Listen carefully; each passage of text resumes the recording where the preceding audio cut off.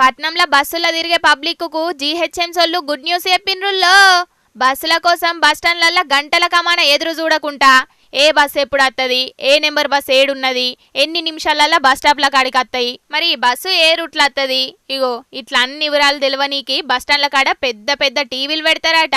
మొత్తం 1250 బస్ స్టాప్ల కాడ డిస్ప్లే బోర్డులు పెట్టి 2800 సిటీ బస్సుల వివరాలను చూపెట్టనీకి కొత్త యాప్ను ఏర్పాటు చేసిండ్రట ఆఫీసర్లు. ఇంకో 2-3 నెలలలోనే ఈ పనిని షురూ చేయబోతున్నారట.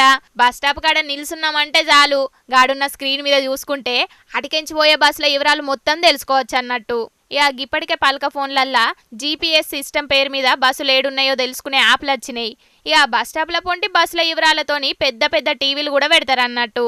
మొత్తానికి పబ్లిక్ టైమును వేస్ట్ చేయకుండా ఆఫీసర్లు చేస్తున్న ఈ పనిని తారీఫ్ చేస్తున్నారు అందరూ.